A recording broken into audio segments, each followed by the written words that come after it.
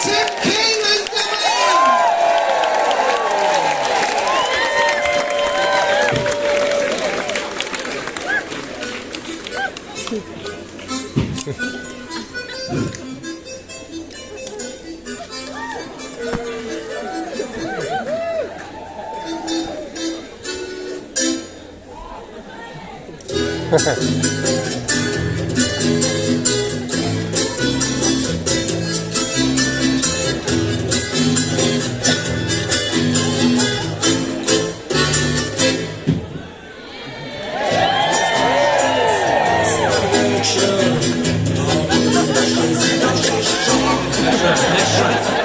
Next track. Okay. This is a poem about love. Finally. A poet prepared to tackle the thorny issue of love. Chris and Sean started having an affair.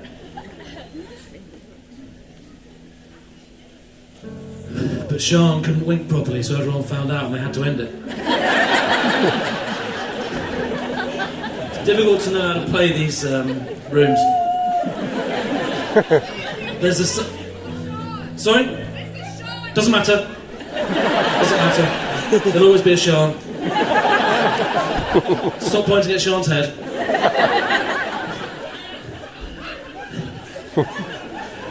Well, it hasn't forward fired, has it? Sean looks fucking mortified.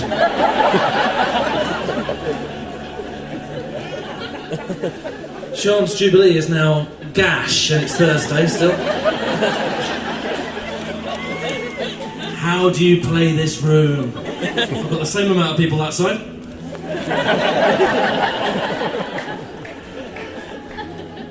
Any fans of the Queen? Are there any fans of the Queen? Just a bit. What an athlete.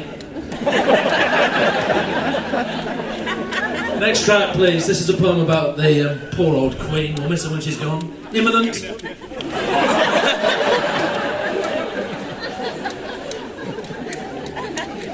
Imminent. This is a poem about Jubilee weekend. Touch quieter, please, with the music, Simon. No offence.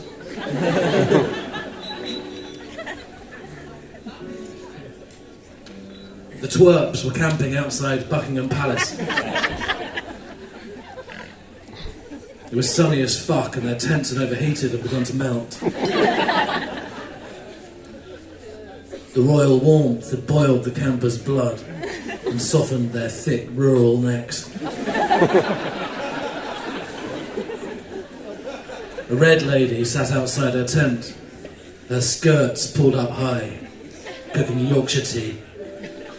Sweat gushed from her temples and her Union Jack face paints began to trickle down her bourgeois jowls,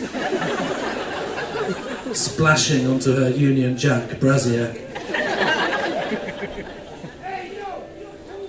Cheers, man. Would it kill anyone else to say that? Well, I've been leaving it to him every fucking time. Thanks, mate. Yeah, and you're not cool? You've got your mask. Pandemic?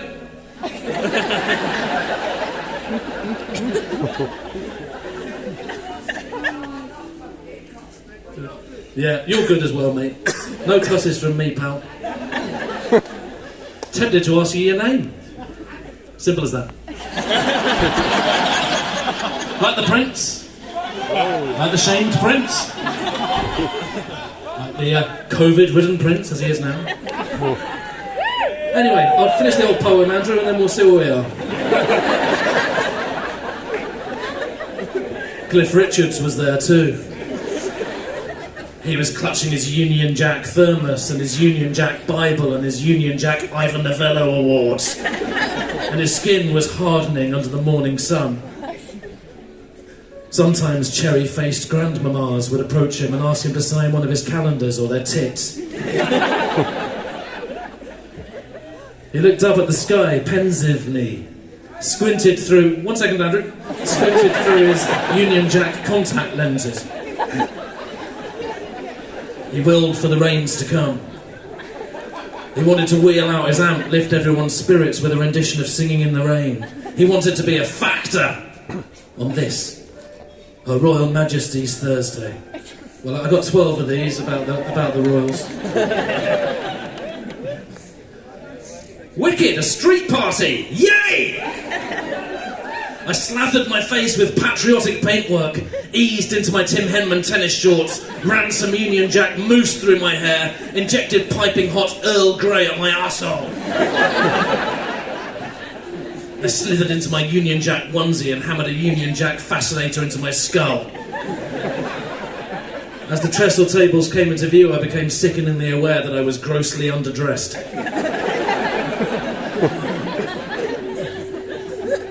The Queen used us. Next track, please, Simon! Timmy Mallet, that's it, you can say that, Timmy Mallet. Another Tim. Leave me with that, absolutely. I'll hopefully leave these guys with something a bit stronger, but... He's not wrong, though. Timmy Mallet is another Tim. Off he goes. Still believe in free gigs, though.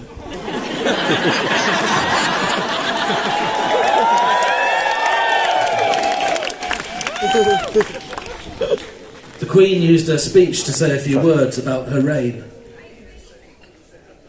She'd been on the sherries on and off since about 3, and started to go off-piste.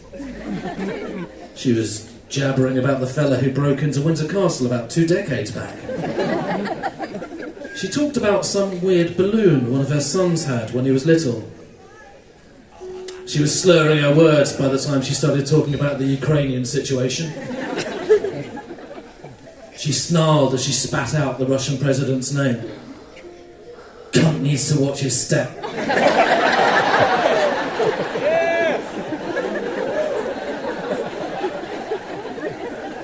People had stopped waving their flags now.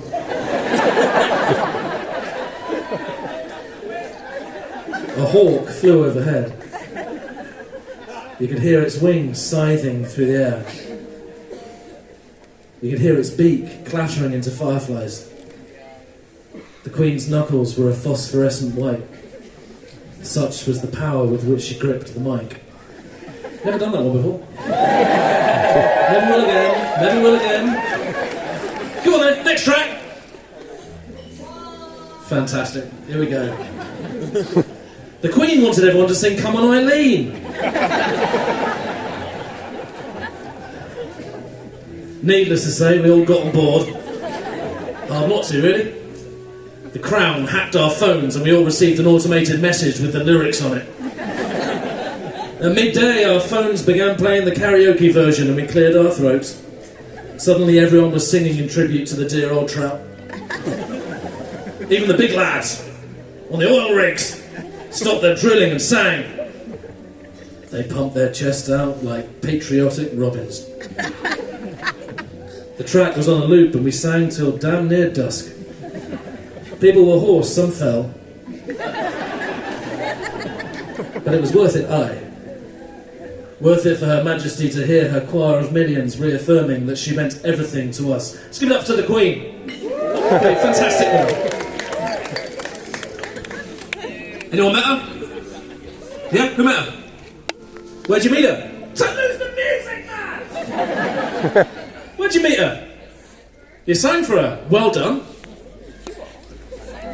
What did you say? Good point. Who said that? Fantastic. Your witness. What? Something in Latin? It's the only fucking language she understands.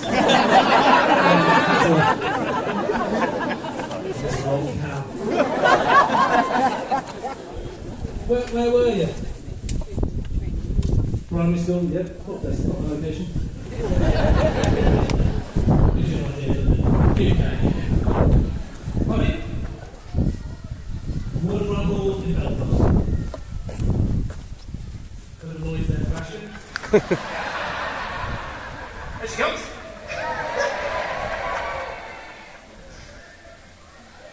I like Belfast. I'll leave you with that. Next Next track, please, Simon. The Queen announced a short run at the Soho Theatre. She thought it was her moment, so fuck it, book the place, see you salutes. We've all done it, right? It would be anecdotes, really. Conversational hour going on about countries she'd been to, various dalliances she'd had, and piss-ups she'd attended in her 20s and 30s. Then a couple of costume changes and the big song and dance never to finish. The run sold out almost immediately, and bear in mind this was in the main space. Of course, she knew the critics would be sharpening their knives, calling her a relic and all the rest of it. But she couldn't give a fuck about that anymore. She just wanted to make people laugh on her own terms and also illustrate some of it with PowerPoint. Write about what you know. Next track, please, Simon. How are we getting on for time? Not too bad. What was she like? Did you engage her? There is the music, Simon. I'm talking to this Northern Irish lady. Irish, sorry. I felt Irish. Biggest reaction of the evening. No idea what it means. Anyway. She was scared. Yeah, she does get scared. She's an old lady. Was she old at the time? 15 years ago, so actually, amazingly, statistically, still fucking old. You can knock 40 years off that lady and she's still fucking old.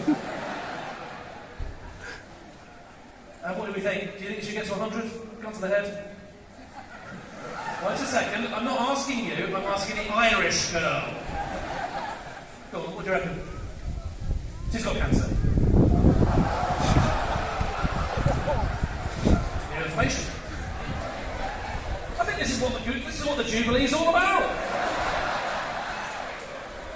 We see her from afar, let's find out some stuff about her. Do you know what type of cancer is it? Do you know? Just a cancer. How'd you know that? Saw it in her eyes. Huh? Pardon me? Your sources! Can you call your source? But they'll be annoyed that you've expressed it in front of, to be fair, several people. Spread the word. That's a little project for us this weekend. Anyone here on Twitter?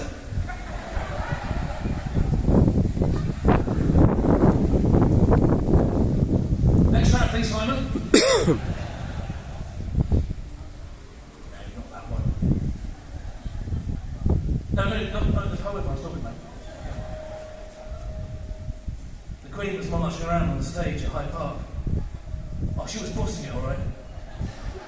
She was holding the microphone. You know how Freddie Mercury used to do it, Live Aid?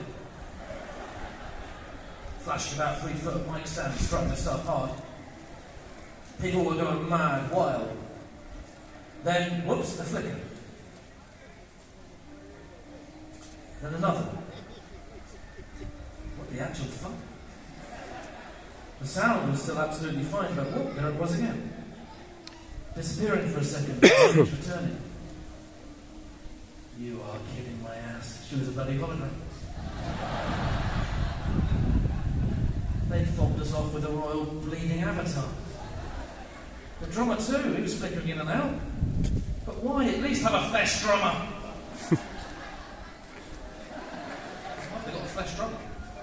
You get a drummer and then just focus all of your IT on the Queen. Next track, I reckon.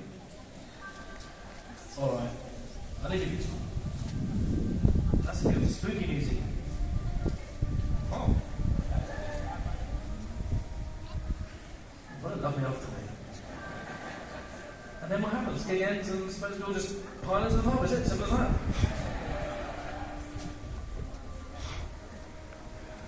Where are you off to next? The grass. Yeah. You got to stand up here. Well, you're on fucking fire, let me tell you that. Where is it? Where? Clapham. And will you do any of your cancer stuff? Or... Went down rather well, I thought. Poor old Queen.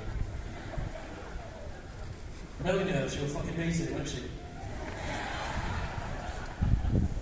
I might be donning one of the old plastic bowler hats if she beats cancer. Next track, please, then, Simon. The Queen was frail. So Eddie Howe had to help her up the steps to the balcony. Eddie Howe? Eddie Howe? Yeah. Who's Eddie Howe then?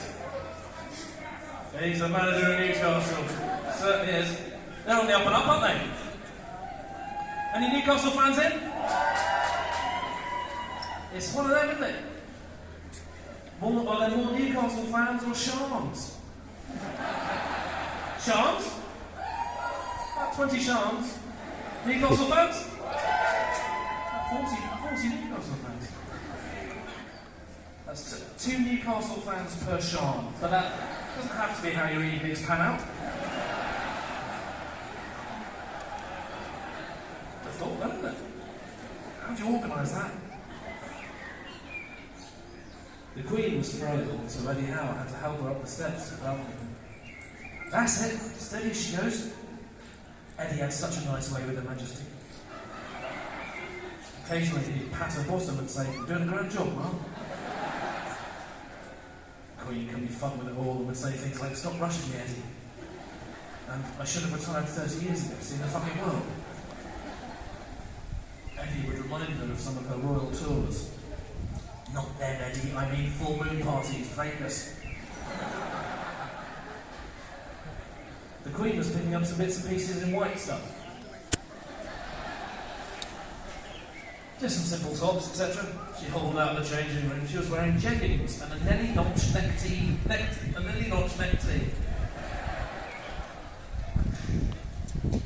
All the girls in the shop were saying she looked with it, and saying, "You go, girl." She waddled out. Alarms were going off left, right, and centre. The store manager was winking the fuck out, trying to override the system, making sure the alarms were quelled before Her Majesty's royal lugholes were bothered. Alright, this is the last one then. I'll leave you with this. Gotta be this one. Next track, please, Simon. Look, thanks so much for coming. We all did the same thing, all of the acts came here with a certain set of expectations. I was one of the first. And then is seeing them come around the corner, the facial expression. Ashton did it, John Kearns, exactly the same facial expression, just horror. Just a gradual dawning that it sort of goes on and on. 30 people on the rooftop. That's what we'd imagine, that's what we dreamed of. 4, 5. It's only 6 actually, so quite low pressure up there.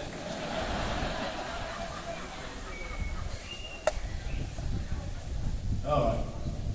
Next track, please, then. I end my act by pushing the satchel to the front row. Hey, Sean. Hey! Hello. That's it now. Well, I've had more aggressive heckles, I must say. If I could switch out my 10 worst heckles to, that's it now.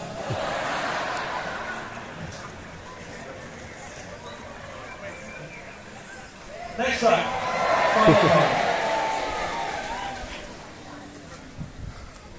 They zoomed in on Her Royal Highness. My fucking God. It was bloody mirror.